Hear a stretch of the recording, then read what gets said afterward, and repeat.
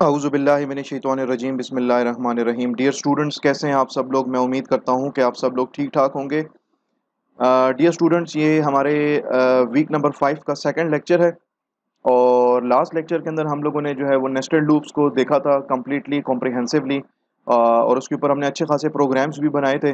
और मुझे उम्मीद है कि आप लोगों ने जो है उसकी प्रैक्टिस भी की होगी और आप लोगों को जो लेक्चर के अंदर जो प्रोग्राम्स हैं उनकी समझ आई होगी। डियर स्टूडेंट्स,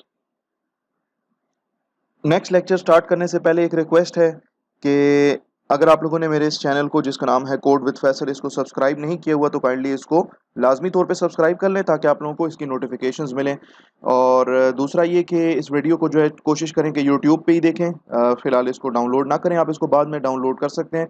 और वीडियो अगर पसंद आई हो तो इस वीडियो को आप शेयर कर सकते हैं अपने साथियों के साथ, क्लास फेलोज़ के साथ, किसी ऐसे दोस्त के साथ जिसको आप जानते हो और किसी और यूनिवर्सिटी में पढ़ रहा हो, किसी और कॉलेज में हो वो, और उसने भी ये सी प्लस प्लस का कोर्स अगर इनरोल है उसके अंदर, तो आप उसके साथ भी ये शेयर कर सकते हैं ताकि उसका भी फ़ायदा हो जाए। डियर स्टूडेंट्स, हम ज़्यादा टाइम वेस्ट नहीं करते और स्टार्ट करते हैं हम आज का लेक्चर। तो चलें जी, स्टार्ट करें आज का लेक्चर।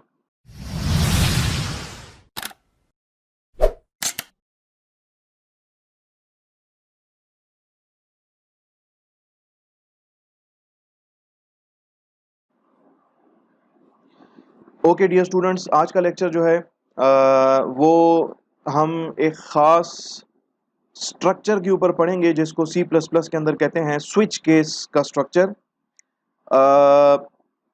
ज़्यादा मैं डिटेल में नहीं जाता, डायरेक्ट मैं प्रोग्राम बना लेता हूँ और फिर उसके बाद मैं आपको प्रोग्राम रन करके दिखाऊंगा। और उसके बाद मैं आपको जो है line by line as usual program समझा भी दूंगा कि इस प्रोग्राम के अंदर क्या हो रहा है। तो मैं डायरेक्ट जाता हूँ, एक नया प्रोजेक्ट ओपन कर लेता हूँ। ये कंसोल एप्लीकेशन है सी प्लस प्लस की, और इसका नाम मैं रख देता हूँ स्विच केस वन। इसको नेक्स्ट किया, इसको फिनिश किया। ये आपका प्रोजेक्ट है स्विच केस वन। इसमें सोर्सेस में मेन डॉट सीपीपी फाइल है। इसको मैं रिमूव कर देता हूँ जो कुछ इसमें लिखा हुआ है, और यहाँ पे मैं अपने कुछ वेरिएबल्स डिक्लेयर कर लेता हूँ। Let's suppose integer number one, number two, बल्कि मैं इस तरह कर लेता हूँ कि इसको फ्लोट डिक्लेयर कर लेता हूँ, number one, number two and result. और इंटीजर टाइप का एक वेरिएबल ले लेता हूँ जिसका नाम है चॉइस। फिर इसके बाद मैं एक क्या करता हूँ कि यूज़र को ना एक मेन्यू दिखाता हूँ जिसमें कुछ ऑप्शंस होंगे। लेट्स सपोज वन, मैं लिख देता हूँ यहाँ पे। बल्कि इससे पहले एक और काम करते हैं कि मैं यूज़र को कहता हूँ कि आप अपना enter your first number. User अपना पहला नंबर जो इनपुट करेगा वो नंबर वन नामी वेरिएबल के अंदर चला जाएगा। और फिर इसके बाद सी आउट स्टेटमेंट है back slash n, enter your second number. ये जो सेकंड नंबर है ये चला जाएगा आपके नंबर टू नाम के वेरिएबल के अंदर। इसके बाद मैं सी आउट स्टेटमेंट लिखूंगा end L,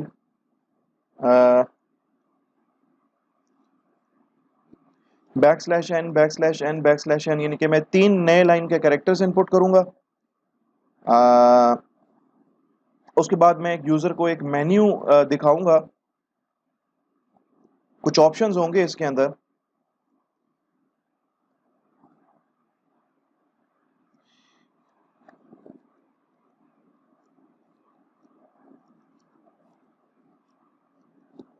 press one two add these numbers.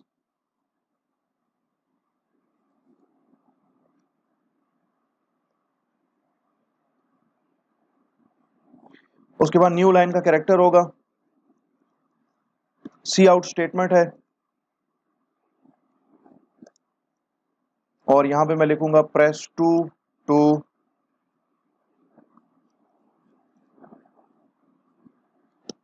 Press two do sorry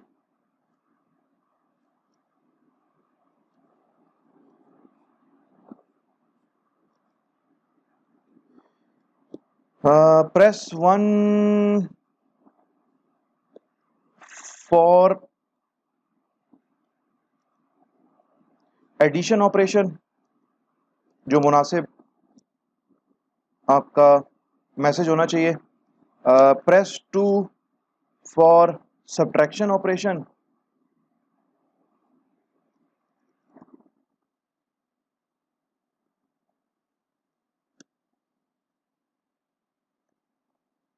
and l. C out तीसरा ऑप्शन है आपके पास कि press 3 for multiplication operation.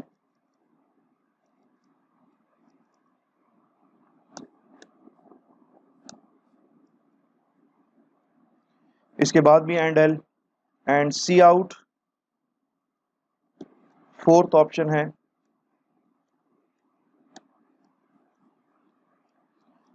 Press 4 for division operation.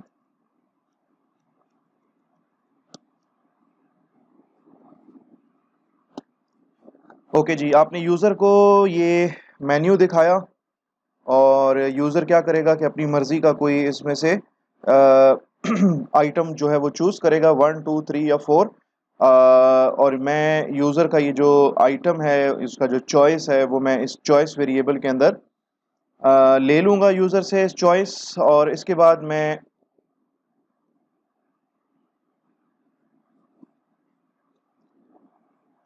Switch, ठीक है, और स्विच में करवाना चाहूँगा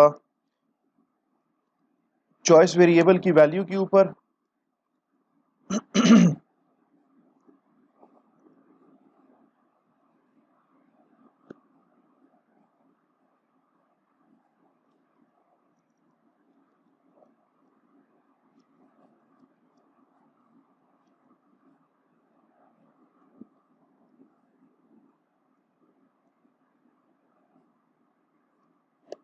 मैं ये पहले प्रोग्राम पूरा लिख लेता हूँ, इसका आउटपुट आपको दिखा देता हूँ, फिर उसको मैं एक ही दफ़ा आपको एक्सप्लेन कर दूंगा डिटेल के अंदर।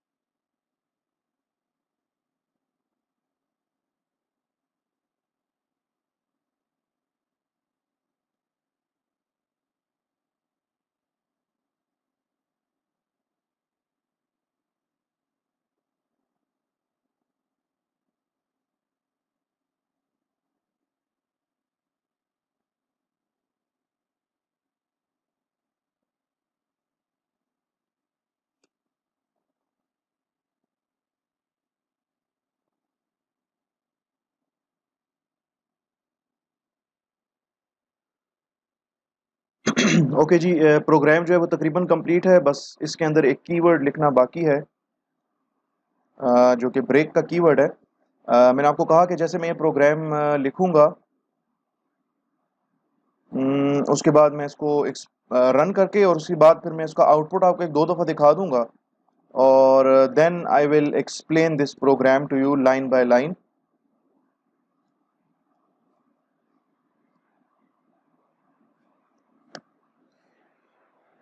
इसको मैं सेव कर लेता हूँ प्रोग्राम को,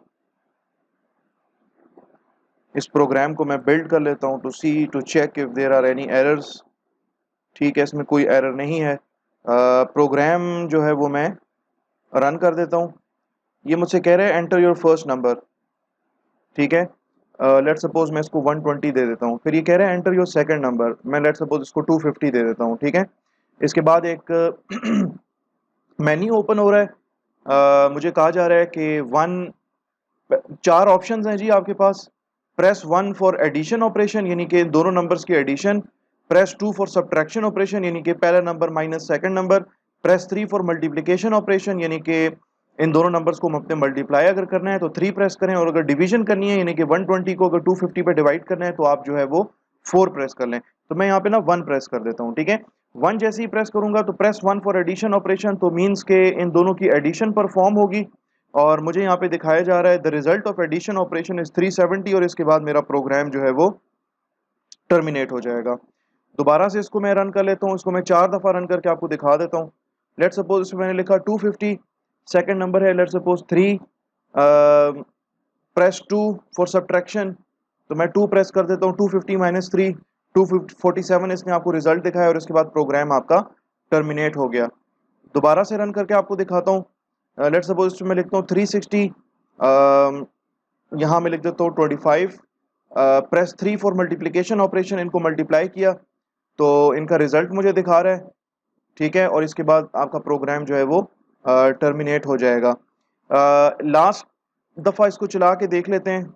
लेट सपोज इसमें मैंने लिखा 250, मैंने यहाँ पे लिखा 3, प्रेस 4 फॉर डिवीजन, यानी कि 250 डिवाइडेड बाय 3 इट इज़ 83.33333 आपको रिजल्ट दिखा रहा है, और इसके बाद प्रोग्राम आपका जो है वो टर्मिनेट हो रहा है।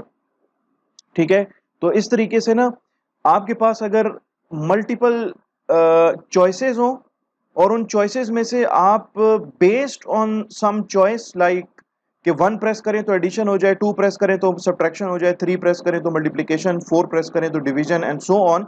तो based on these choices if you want to execute certain set of instructions, तो इसके लिए जो है इट इज़ रिकमेंडेड कि आप जो है ये स्विच केस का जो स्ट्रक्चर है वो यूज़ कर लें।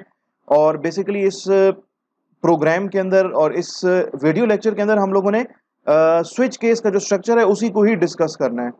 तो चलते हैं प्रोग्राम की डिटेल की तरफ, और देखते हैं कि आपका ये प्रोग्राम जो है ये किस तरीके से काम करेगा, और इसको मैं जो हूँ लाइन बाय लाइन आपको एग्जीक्यूट करके इसकी स्टेटमेंट्स जो है वो लाइन बाय लाइन मैं आपको बताऊंगा कि इसकी स्टेटमेंट्स किस तरीके से एग्जीक्यूट होंगी। तो चलते हैं, देखते हैं इस प्रोग्राम को कि ये किस तरीके से काम कर रहा है। हमारे पास कुछ वेरिएबल्स हमने डिक्लेयर किए हैं, फ्लोट टाइप का नंबर 1, फ्लोट टाइप का नंबर 2, और फ्लोट टाइप का ही रिजल्ट वेरिएबल है। Then I have another variable, integer type का ये वेरिएबल है और इसका नाम है चॉइस। इसके बाद ये सी आउट स्टेटमेंट है, ये चलेगी तो आपको स्क्रीन के ऊपर लिखा हुआ नजर आएगा एंटर योर फर्स्ट नंबर। सी इन आपका इनपुट स्टेटमेंट है, और आप जो भी नंबर इनपुट करेंगे वो नंबर 1 वेरिएबल के अंदर चला जाएगा। इसके बाद सी आउट स्टेटमेंट है, एंटर योर सेकंड नंबर, आप जो भी नंबर इनपुट करेंगे ठीक है वो नंबर 2 वेरिएबल के अंदर चला जाएगा। फिर इसके बाद जो है मैंने 3 लाइंस का गैप दिया है, मैंने 3 दफ़ा जो है आउटपुट स्टेटमेंट के अंदर 3 दफ़ा बैकस्लैश एन लिखा है। ज़रूरी नहीं है, just to make your output window readable, उस पर जो कुछ चीज़ें लिखी हुई आ रही हैं वो रीडेबल हो, इस वजह से मैंने ये 3 लाइंस का गैप दिया है, और इसके बाद ना मैंने ये एक मेन्यू शो किया है। ठीक है, ये सारा आपका सिंपल सी आउट स्टेटमेंट है, इसमें कोई एक्स्ट्रा कोई कॉम्प्लेक्स चीज़ नहीं है। सी आउट स्टेटमेंट है, इसमें पहले आपको लिखा पाएगा 1 और इस तरीके से कुछ डॉट्स हैं, फिर आगे लिखा आएगा प्रेस 1 फॉर एडिशन ऑपरेशन। ठीक है, एंड एल। नेक्स्ट लाइन पे लिखा आएगा 2, press 2 for subtraction operation, end L new line का कैरेक्टर है, न्यू लाइन, ठीक है, यहाँ से न्यू लाइन शुरू हो जाएगी। तीसरी लाइन पे जो है वो आपको लिखा हुआ नजर आएगा कि press 3 for multiplication operation end L. चौथी लाइन पे कर्सर चला जाएगा और चौथी लाइन पे आपको लिखा हुआ नजर आएगा कि प्रेस 4 फॉर डिवीजन ऑपरेशन। अब आपके पास बेसिकली ये चार चॉइसेस हैं, आपके पास ये चार ऑप्शंस हैं, और हर ऑप्शन को प्रेस करने पे कुछ खास स्टेटमेंट्स एग्जीक्यूट होंगी। आप जब वन प्रेस करेंगे तो ऑब्वियसली जो नंबर वन वेरिएबल और नंबर टू वेरिएबल है उसका सम कैलकुलेट होगा। आप जब टू प्रेस करेंगे तो नंबर वन और नंबर टू वेरिएबल की सब्ट्रैक्शन परफॉर्म होगी। आप जब थ्री चॉइस में से थ्री प्रेस करेंगे तो आपकी मल्टीप्लिकेशन परफॉर्म होगी, नंबर वन और नंबर टू का प्रोडक्ट कैलकुलेट होगा। और आप जब फोर प्रेस करेंगे तो डिवीजन ऑपरेशन परफॉर्म होगा, यानी कि नंबर वन जो है वो डिवाइड हो जाएगा नंबर टू के ऊपर, ठीक है। तो इस तरह के प्रोग्राम्स में जिसके अंदर कि आपने यूजर को कुछ पांच छह इस तरह से चार पांच चॉइसेस दी हों, ठीक है, and based on the choice of the user if you want to execute certain number of statements, certain type of statements, तो इट इज रिकमेंडेड कि आप जो है इस पर्टिकुलर पर्पस के लिए जो स्ट्रक्चर यूज करें, जो प्रोग्रामिंग कॉन्स्ट्रक्ट आप यूज करें, that is called as the switch case structure. अब देखें, यूजर ने अपनी चॉइस इसके अंदर दे दी, ठीक है, यूजर ने अपनी चॉइस इसके अंदर दे दी। अब इसके बाद आपका ये स्विच केस का स्ट्रक्चर चलना शुरू हो जाएगा, जो कि यहाँ से शुरू हो रहा है लाइन नंबर 19 से शुरू हो रहा है। इसकी अपनी बॉडी है, ओपनिंग करली ब्रेसेस हैं and closing curly braces line number 39 तक है। अच्छा जी, आपने अपना जो चॉइस है या आपके जो मेन्यू आपको गिवन है इसमें चार चॉइसेस आपको दी हुई हैं, और आपने चॉइस अपना जो है ना वो इनपुट किया है इस चॉइस वेरिएबल के अंदर। तो आपकी जो चॉइसेस हैं 1 2 3 4, इसमें से कोई एक चॉइस जो है वो आपके चॉइस वेरिएबल के अंदर वैल्यू चली जाएगी, और ये चॉइस वेरिएबल ही है जिसके अंदर पड़ी हुई वैल्यू 1 2 3 या 4 होगी, और based on the value present in this choice variable you will have to take certain number of actions. कि जैसे मैंने आपको बताया कि अगर चॉइस वेरिएबल में 1 है तो एडिशन परफॉर्म होना चाहिए, 2 है तो सब्ट्रैक्शन, 3 है तो मल्टीप्लिकेशन, 4 है तो डिवीजन परफॉर्म होना चाहिए। फॉर दिस पर्टिकुलर पर्पस मैंने यहाँ पे स्विच केस स्ट्रक्चर यूज किया है, और ये स्विच का कीवर्ड है। स्विच का कीवर्ड के फौरन बाद स्मॉल ब्रैकेट्स के अंदर आप उस वेरिएबल का नाम लिखें जिस वेरिएबल की वैल्यू की बेस पे आप ये डिसीजन लेंगे कि एडिशन परफॉर्म होना चाहिए या सब्ट्रैक्शन होना चाहिए या मल्टीप्लिकेशन होना चाहिए या डिवीजन होना चाहिए। तो बेसिकली मेरे उस वेरिएबल का नाम है चॉइस। अगर चॉइस वेरिएबल में 1 है तो एडिशन ऑपरेशन परफॉर्म होना चाहिए, अगर चॉइस वेरिएबल में 2 है तो सब्ट्रैक्शन, 3 है तो मल्टीप्लिकेशन, अगर उसमें वैल्यू पड़ी है 4 तो division operation. So the variable whose name is choice, इसका नाम मैंने चॉइस रखा है, आप इसका नाम कुछ भी रख सकते हैं अपनी मर्जी का। ये वो वेरिएबल है जिसकी अंदर पड़ी हुई वैल्यू की बेस पे मैंने डिसाइड करना है कि किस किस्म का ऑपरेशन या किस किस्म की स्टेटमेंट्स या किस किस्म की इंस्ट्रक्शंस सी प्लस प्लस की एग्जीक्यूट होंगी। तो मैं इसका नाम जो है वो स्विच, ये आपका स्विच जो कीवर्ड है ये स्मॉल लेटर्स के अंदर है, यहाँ पे मैंने एक स्पेस दिया, ब्रैकेट लगाई, स्मॉल ब्रैकेट्स, और उसके अंदर मैंने अपने चॉइस वेरिएबल का नाम लिख दिया। अब चॉइस वेरिएबल के अंदर या तो वैल्यू 1 होगी या 2 होगी या 3 होगी या 4 होगी, ठीक है। ओके जी, स्विच केस की बॉडी यहां से शुरू हो जाती है, और यहां पे मैंने एक और कीवर्ड लिखा है केस, और इसके बाद मैंने स्पेस दिया है और मैंने 1 लिखा है, और इसके बाद मैंने एक कोलन लगाया है। This is not a semi colon, ये फुल कोलन है, ठीक है।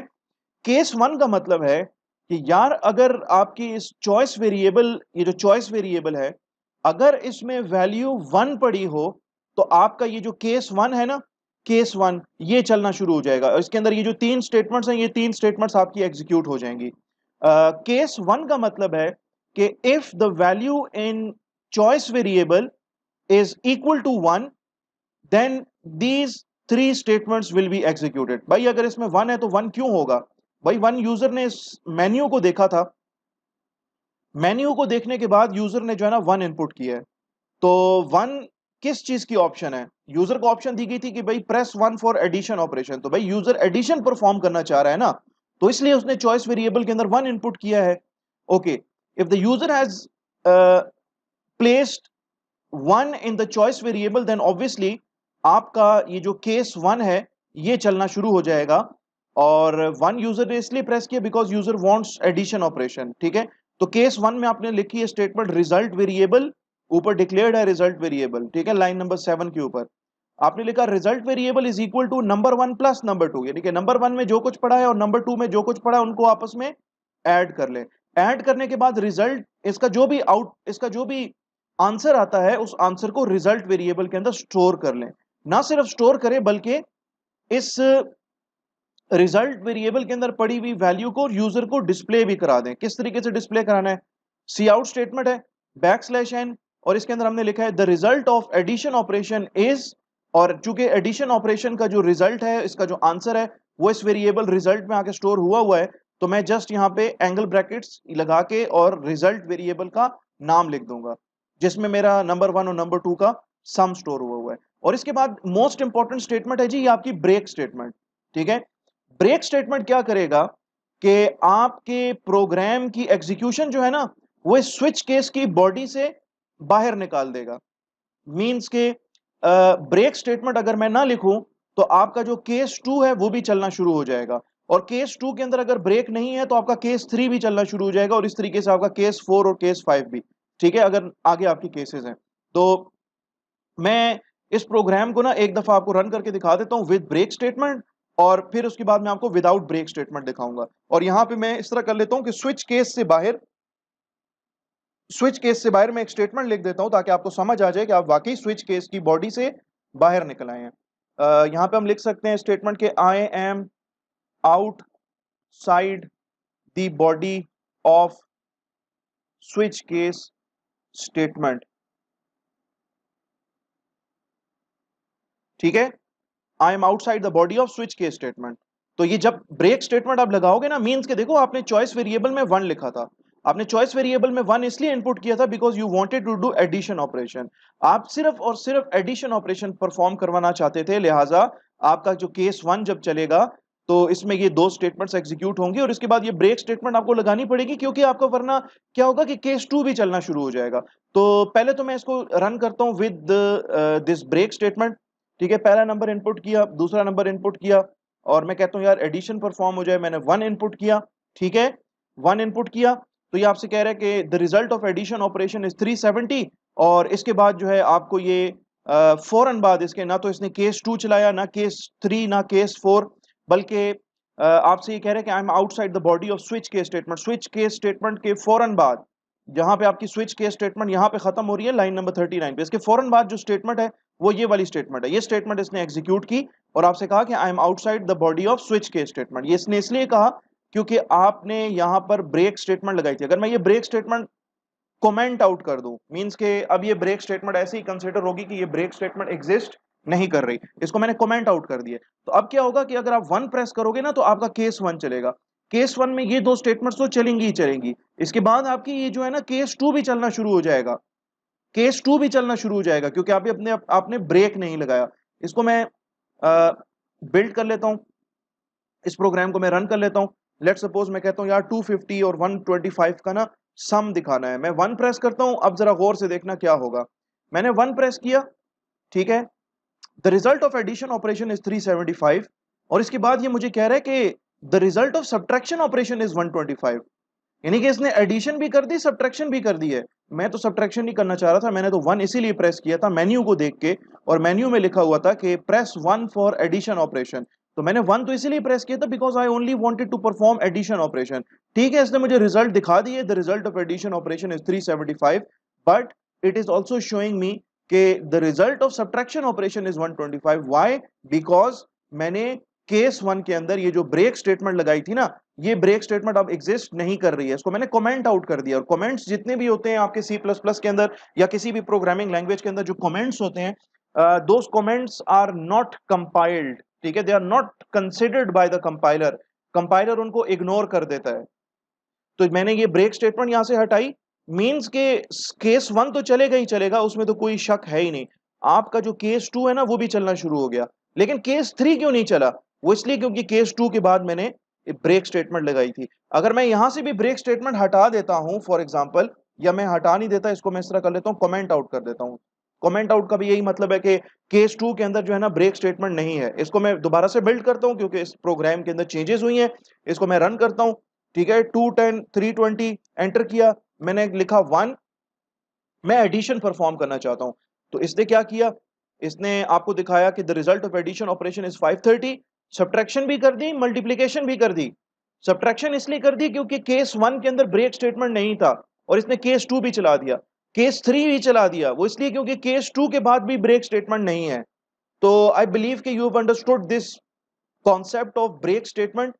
ब्रेक स्टेटमेंट क्या करता है, ब्रेक स्टेटमेंट ये करेगा कि आपके प्रोग्राम के कंट्रोल को इस स्विच केस की जो बॉडी है ना, जो लाइन नंबर 20 से शुरू हो रही है, opening curly braces and closing curly braces at line 39, इसमें से अगर आपने 1 पुट किया है तो आपकी ये जो स्टेटमेंट है ये चलेगी, केस 1 वाली, ये 3 स्टेटमेंट चलेंगी, और ब्रेक स्टेटमेंट क्या करेगी, आपको स्विच केस से बाहर निकाल देगी।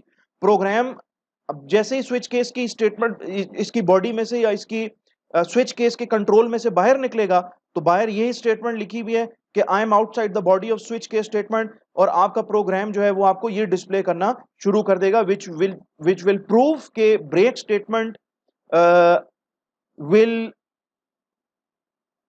the break statement with the help of this break statement what happens कि आपका प्रोग्राम का कंट्रोल जो है वो ब्रेक इससे स्विच केस से बाहर निकल जाएगा। ये इसको प्रूव करता है बेसिकली ये ब्रेक स्टेटमेंट। ठीक है, इस ब्रेक स्टेटमेंट यानी कि आपकी ब्रेक स्टेटमेंट चली है, इसको प्रूव कर रहा है आपका ये वाला सी आउट स्टेटमेंट, जो कि प्रिंट होगा कि I am outside the body of switch case statement. अब चूंकि मैंने ब्रेक स्टेटमेंट लगाई हुई है, तो अब जब मैं यहाँ पे प्रोग्राम को दोबारा रन करता हूँ, लेट सपोज मैं लिखता हूँ 230 320, और मैं जब 1 प्रेस करूंगा तो सिर्फ और सिर्फ केस 1 चलेगा, इसके बाद केस 2 नहीं चलेगा, बिकॉज केस 1 के आखिरी स्टेटमेंट में मैंने ब्रेक लगाया। अगर मैं ब्रेक नहीं लगाता तो मेरा केस 2 भी चलना शुरू हो जाता, ठीक है, जो कि चल रहा था, लेकिन अब नहीं चल रहा। अब आपको कह रहे हैं, दिखा रहे हैं यहाँ पे the result of addition operation is 550, और फौरन बाद आपको कह रहे हैं I am outside the body of switch case statement which proves कि आपका जो ब्रेक स्टेटमेंट है वो काम कर रहा है, और आप कि प्रोग्राम का जो कंट्रोल है वो स्विच केस से बाहर निकल आया है, वो इस चीज को प्रूव कर रहा है। ठीक है जी, ओके, ये तो था case number 1। It will only execute if you have put 1 in the choice variable. अगर आपने टू इनपुट किया है तो 2 का क्या मकसद है, यानी कि ऑप्शन 2 क्यों पुट किया होगा, ऑप्शन 2 आपने इसलिए पुट किया होगा because you wanted to perform the subtraction operation. ठीक है, तो इस केस में ना स्विच स्विच जो है वो देखेगा कि यार चॉइस वेरिएबल के अंदर क्या वैल्यू पड़ी है। तो चॉइस वेरिएबल में आपने अगर लेट सपोज 1 अभी इनपुट नहीं किया, आपने 2 इनपुट किया है, तो आपका केस 1 बिल्कुल सिरे से इग्नोर हो जाएगा। भाई ये तो चलना भी नहीं चाहिए ना, केस 1 तो तभी चलेगा अगर आपने 1 इनपुट किया है। अगर आप एडिशन परफॉर्म करना चाह रहे हो तो ये स्टेटमेंट्स आपकी एग्जीक्यूट होगी, केस 1 नहीं चलेगा, it will be ignored. Your case 2 will execute, आपका केस 2 एग्जीक्यूट होगा। पहले नंबर की वैल्यू दूसरे नंबर की वैल्यू, इसमें से पहले नंबर में से दूसरे नंबर की वैल्यू माइनस हो जाएगी, रिजल्ट वेरिएबल में आपका आंसर स्टोर हो जाएगा, और ये सी आउट स्टेटमेंट चलेगी the result of subtraction operation is, और रिजल्ट वेरिएबल की वैल्यू नजर आना शुरू हो जाएगी आपको। और इसके बाद ब्रेक स्टेटमेंट ऑब्वियसली इंपॉर्टेंट है because you do not want to execute the case 3 and subsequent cases, because आप सिर्फ और सिर्फ केस 2 एग्जीक्यूट करना चाह रहे थे। वो इसलिए करना चाह रहे थे क्योंकि आपने चॉइस वेरिएबल के अंदर 2 पुट किया था। 2 इसलिए पुट किया था because you wanted to perform the subtraction operation. तो आपका केस 2 जो है वो आपका सब्ट्रैक्शन ऑपरेशन परफॉर्म कर रहा है। ठीक है, इसको मैं रन करके आपको दिखा देता हूं। लेट सपोज मैंने लिखा 250, दूसरा नंबर लिखा मैंने 80, और मैंने यहाँ पे लिख दिया 2, मतलब कि सब्ट्रैक्शन परफॉर्म करना चाह रहा हूं। तो 250 में से 80 माइनस होगा, और रिजल्ट आपको दिखाएगा the result of subtraction operation is 170। आपका केस 2 चल रहा है, केस 1 नहीं चलेगा, और चलना भी नहीं चाहिए because you haven't input 1, you have input 2। तो 2 इनपुट होने पे सब्ट्रैक्शन ऑपरेशन परफॉर्म होना चाहिए, जो कि हो रहा है। The result of subtraction operation is 170, और इसके बाद ब्रेक स्टेटमेंट है जिसकी वजह से आपका केस 3 केस 4 नहीं चल रहा, और आपके प्रोग्राम का कंट्रोल जो है वो स्विच केस की बॉडी से बाहर निकल आया, और आपको ये कह रहे हैं कि I am outside the body of switch case statement. With this statement, this output statement proves कि the break statement is working, और आपके प्रोग्राम का कंट्रोल जो है वो स्विच केस से बाहर निकल आया है, मेन फंक्शन के अंदर कंट्रोल आ चुका है। तो ये आपका केस 2 था। ओके जी, अब देखते हैं केस 3 को। अगर आपने मेन्यू देखा, और मेन्यू देखने के बाद आपने डिसाइड किया कि आप ना मल्टीप्लिकेशन का ऑपरेशन परफॉर्म करना चाहते हैं, तो उसके लिए आपको यहाँ पे ऑप्शन दी हुई है, आपको डायरेक्शंस दी हुई हैं कि प्रेस 3 फॉर मल्टीप्लिकेशन ऑपरेशन। तो आपने 3 प्रेस किया, जब 3 प्रेस करेंगे तो वो चॉइस वेरिएबल के अंदर चला जाएगी वो वैल्यू 3। अब स्विच केस जो है वो चल रहा है चॉइस वेरिएबल की वैल्यू की बेस पे। तो आपके चॉइस वेरिएबल में 3 है ना, तो आपका केस 1 भी इग्नोर हो जाएगा, केस 2 भी आपका इग्नोर हो जाएगा, क्योंकि केस 1 तो तब चलेगा अगर आपने 1 प्रेस किया होता, केस 2 आपका तब चलता अगर आपने ऑप्शन वेरिएबल के अंदर 2 पुट किया है। अब आपका केस 3 चलेगा। केस 3 में जो है क्या हो रहा है कि नंबर 1 वेरिएबल जो कि आप ऑलरेडी इनपुट कर चुके हो अपनी मर्जी का नंबर, नंबर 2 वेरिएबल, इन दोनों का प्रोडक्ट कैलकुलेट होगा और इन दोनों का प्रोडक्ट जो है वो स्टोर होगा रिजल्ट वेरिएबल के अंदर। रिजल्ट वेरिएबल के अंदर जब प्रोडक्ट स्टोर हो जाएगा तो इसके बाद सी आउट स्टेटमेंट है और इसमें लिखा है कि the result of multiplication operation is, और रिजल्ट वेरिएबल के अंदर चूंकि प्रोडक्ट ऑलरेडी आ चुका होगा तो रिजल्ट वेरिएबल की वैल्यू आपको यहाँ पे डिस्प्ले होगी और इस तरीके से आपका जो है ये केस 3 चलेगा। मोस्ट इंपॉर्टेंट ब्रेक स्टेटमेंट, क्योंकि आप नहीं चाहते कि आपका केस 4 भी चले, तो लिहाजा इस तरीके से आपका केस 3 एग्जीक्यूट होगा। केस 4 आपका तब चलेगा अगर आपने मेन्यू देखा, मेन्यू देखने के बाद आपने कहा कि जी आप डिवीजन ऑपरेशन परफॉर्म करना चाहते हो, तो आपने 4 प्रेस किया। जब 4 आप यहाँ पे प्रेस करोगे तो वो वैल्यू 4 जो है वो चॉइस वेरिएबल में चली जाएगी और स्विच जो है वो एक्ट कर रहा है based on the value present in this variable choice variable.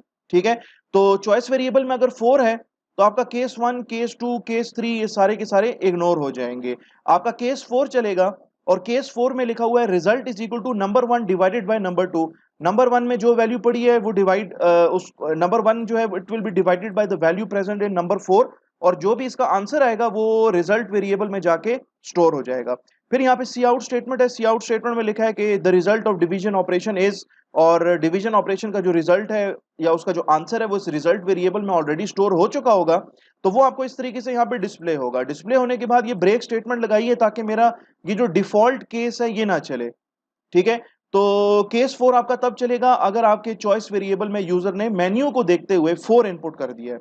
ठीक है, अच्छा, ये डिफॉल्ट केस तब चलता है अगर आपका देखें आपके पास टोटल चॉइसेस कितनी है, आपके पास 4 चॉइसेस हैं, आपने यूजर को 4 चॉइसेस दी, आपने उसको कहा यार 1 प्रेस करो या 2 या 3 या 4।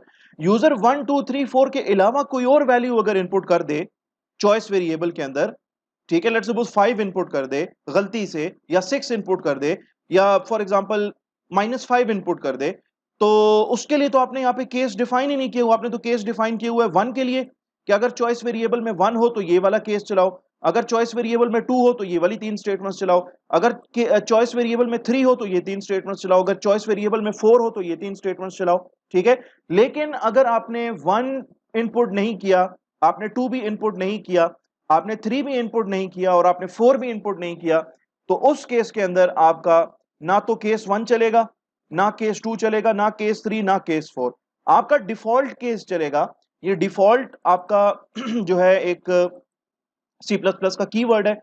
ठीक है, सारे के सारे अल्फाबेट्स इसके स्मॉल हैं और डिफॉल्ट का की जो केस है वो तब चलेगा अगर आपने 1 2 3 4 में से कोई भी वैल्यू इनपुट ना की हो।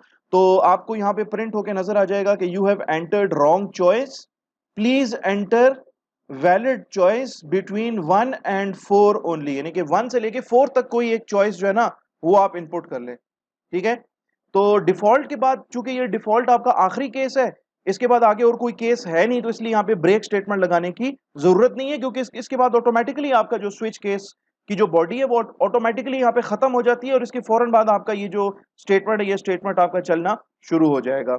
तो मैं ये प्रोग्राम रन करके आपको दिखा देता हूँ। लेट्स सपोज मैं कहता हूँ यार पहला नंबर है मेरा 250, दूसरा नंबर है 140 और मैं जो हूँ ना 6 इनपुट कर देता हूँ, तो भाई मेरे पास तो ऑप्शन है 1 2 3 या 4, 6 तो मेरे पास ऑप्शन है ही नहीं। तो 6 जैसे ही इनपुट किया तो ये कहेगा आपको कि you have entered wrong choice, please enter valid choice between 1 and 4 only. मतलब आपने यूजर को बता दिया है कि भाई आपके पास जो चॉइसेस है ना वो 1 2 3 या 4 ही हैं, तो इनमें से ही कोई एक चॉइस आप इनपुट कर लें ताकि आपका प्रोग्राम जो है वो सही तरीके से चल सके। तो ये था आपका स्विच केस स्टेटमेंट। ठीक है, ये स्विच केस स्टेटमेंट में जो आपकी जो स्विच केस जो स्ट्रक्चर है आपका, it is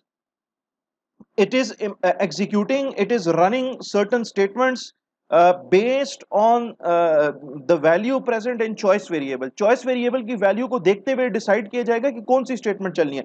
अगर choice variable में 1 है तो आपका केस 1 चलेगा। अगर चॉइस वेरिएबल में 2 है तो आपका केस 2 चलेगा। चॉइस वेरिएबल में अगर 3 है तो केस 3 चलेगा। चॉइस वेरिएबल में अगर 4 है तो केस 4 चलेगा। और अगर चॉइस वेरिएबल में 1 2 3 4 की बजाय कोई और वैल्यू है तो आपका डिफॉल्ट वाला जो स्विच केस स्ट्रक्चर है वो एग्जीक्यूट होगा। तो आई बिलीव कि ये प्रोग्राम जो है ये आपको समझ आ गया होगा। अच्छा जी, अब हम क्या करते हैं कि इस प्रोग्राम को ना थोड़ा सा मॉडिफाई करते हैं। ठीक है, बेसिकली मैं जो हूँ यूजर को कह रहा हूँ कि यार आप वन वन प्रेस करो फॉर एडिशन, 2 प्रेस करो फॉर सब्ट्रैक्शन, 3 प्रेस करो फॉर मल्टीप्लिकेशन एंड 4 प्रेस करो फॉर डिवीजन।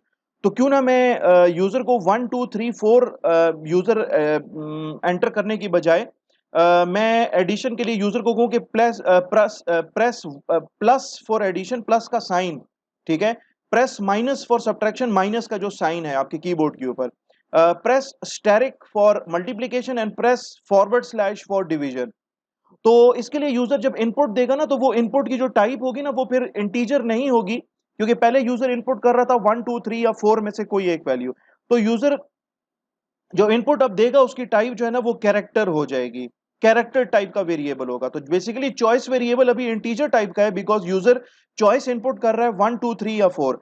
तो इसके बाद यूजर अगर इनपुट करना शुरू कर देगा प्लस का साइन, माइनस का साइन, मल्टीप्लिकेशन का साइन यानी कि स्टेरिक का साइन और फॉरवर्ड स्लैश फॉर डिवीजन का साइन, तो आपका जो चॉइस वेरिएबल होगा इसकी डेटा टाइप मुझे फिर क्या करनी पड़ेगी, चेंज करनी पड़ेगी। तो इसकी डेटा टाइप मैं रख दूंगा कैरेक्टर।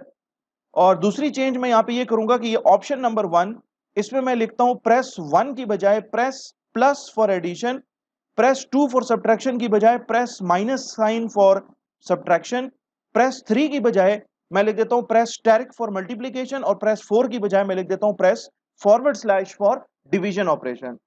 दूसरी चेंज तो मैंने ये की अपने प्रोग्राम के अंदर।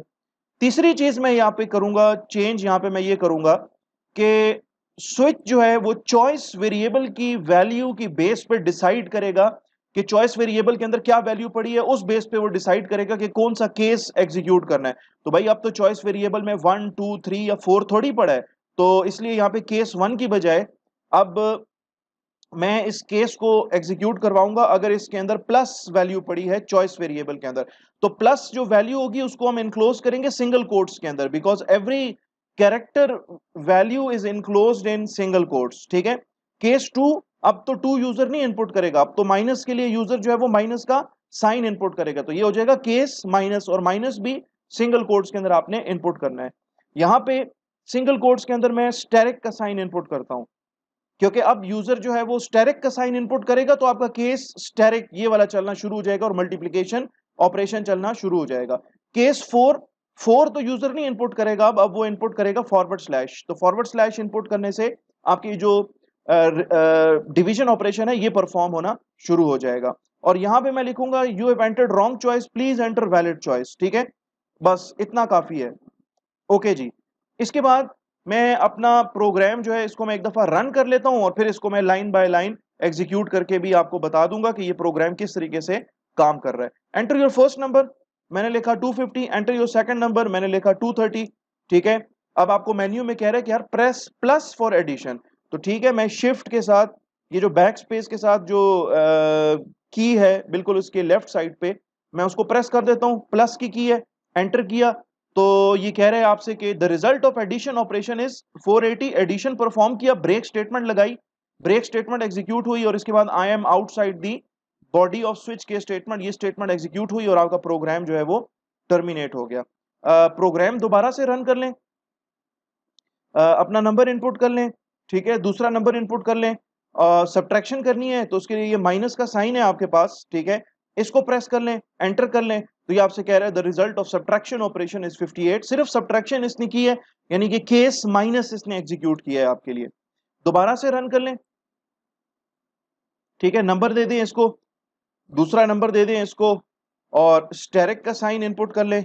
मींस कि आप मल्टीप्लिकेशन करना चाहते हैं तो ये इसका प्रोडक्ट इन दोनों नंबर्स का कैलकुलेट करके आपको दिखा देगा। प्रोग्राम को दोबारा से रन कर लें, इसको कुछ वैल्यूज दे दें। ठीक है, और फॉरवर्ड स्लैश लगा दें फॉर डिवीजन ऑपरेशन। तो ये डिवीजन का जो ऑपरेशन है वो परफॉर्म करके आपको दिखा देगा कि the result of division operation is 3.62319। और इसके बाद ये आपको मैसेज दे रहा है कि I am outside the body of switch case statement. ये स्टेटमेंट आपको प्रूफ कर रही है कि आपका ब्रेक स्टेटमेंट चल रहा है, ठीक है ना। इसको अगर मैं दोबारा से अगर रन कर दूं और कोई इनवैलिड चॉइस दे दूं, ठीक है, let's suppose this is 350, this is 250, the second number is 35। अब या तो यूजर प्लस इनपुट करेगा या माइनस का साइन इनपुट करेगा या स्टेरिक का साइन या फॉरवर्ड स्लैश। लेट्स सपोज इसके अंदर ना मैं गलती से for example forward slash put कर रहा था, लेकिन साथ ही इसके डॉट ऑपरेटर है, ठीक है, वो मैंने इनपुट कर दिया है। फॉर एग्जांपल एंटर किया तो ये कहेगा कि you have entered wrong choice, please enter valid choice, ठीक है। तो जब तक मैं इसको वैलिड चॉइस दूंगा, वैलिड चॉइसेस क्या क्या है, प्लस का साइन है, माइनस का साइन है, स्टेरिक का साइन है और फॉरवर्ड स्लैश है। ये चार आपके वैलिड ऑप्शंस हैं। अगर आपने ये दे दिए तो ठीक है, नहीं तो फिर ये प्रोग्राम जो है क्या करेगा कि ना तो केस प्लस को एग्जीक्यूट करेगा, ना केस माइनस को, ना केस स्टेरिक को, ना केस फॉरवर्ड स्लैश को, बल्कि डिफॉल्ट केस एग्जीक्यूट करेगा और आपसे कहेगा you have entered wrong choice, please enter valid choice. तो इसके बाद आपका प्रोग्राम जो है वो टर्मिनेट हो जाएगा। बाकी इसमें मेरा नहीं ख्याल कि इसके अंदर कुछ समझने वाली बात है। अगर चॉइस वेरिएबल के अंदर प्लस का साइन है तो आपका केस प्लस चलेगा, बाकी तो स्टेटमेंट्स उसके अंदर वही हैं जो कि प्रीवियस प्रोग्राम के अंदर लिखी हुई थी। अगर चॉइस वेरिएबल के अंदर यूजर ने माइनस इनपुट किया है तो आपका केस माइनस चलेगा। अगर यूजर ने चॉइस वेरिएबल के अंदर स्टेरिक का साइन इनपुट किया है तो आपका केस स्टेरिक चलना शुरू हो जाएगा और आपका प्रोडक्ट कैलकुलेट हो जाएगा। अगर यूजर ने चॉइस वेरिएबल के अंदर यहाँ पे इनपुट किया है फॉरवर्ड स्लैश का साइन, तो आपका ये केस फॉरवर्ड स्लैश चलना शुरू हो जाएगा। और अगर यूजर ने ना तो प्लस इनपुट किया है, ना माइनस, ना स्टेरिक, ना फॉरवर्ड स्लैश, तो फिर आपका ये जो डिफॉल्ट केस है ये चलना शुरू हो जाएगा और इसके बाद आपका प्रोग्राम जो है वो टर्मिनेट हो जाएगा। तो आई बिलीव कि ये जो दूसरा प्रोग्राम है इसकी भी आपको जो है वो समझ आई होगी। और यहाँ पे आपका जो है वो स्विच के स्ट्रक्चर जो है उसके ऊपर जो प्रोग्राम्स हमने लिखे हैं वो दो प्रोग्राम्स ही लिखे हैं। इतना काफी है in order to understand the concept of switch के स्ट्रक्चर, ठीक है। और यहाँ पे हम जो है इसको खत्म कर देते हैं स्विच के स्ट्रक्चर को। Okay dear students, I believe कि आज की क्लास के लिए इतना काफ़ी है। हम लोगों ने आज स्विच के स्ट्रक्चर जो है उसको पढ़ा है, उसके ऊपर हमने दो प्रोग्राम्स बनाए हैं एंड आई बिलीव कि ये जो कॉन्सेप्ट है ये आपको समझ आया होगा। आप इसकी प्रैक्टिस भी कर लें। और मैं समझता हूँ कि आज की क्लास के लिए इतना काफ़ी है, इसको हम यहीं पर ही वाइंड अप कर लेते हैं। और दूसरा ये कि मैं ये भी उम्मीद करता हूँ कि आप लोगों ने मेरे इस चैनल को जिसका नाम कोड विद फैसल, इसको ऑलरेडी सब्सक्राइब किया हुआ है। अगर इसको आपने सब्सक्राइब नहीं किया हुआ तो काइंडली इसको आप सब्सक्राइब कर लें। वीडियो पसंद आई हो तो इस वीडियो को लाइक कर लें, इस वीडियो को आप शेयर कर सकते हैं, वीडियो के ऊपर आप जो है वो वैल्यूएबल कमेंट्स दे सकते हैं। अब मिलते हैं हम नेक्स्ट वीडियो के अंदर विद सम न्यू कॉन्सेप्ट्स। तब तक आप अपना बहुत सारा ख्याल रखें। Take care of yourselves. Allah हाफिज़।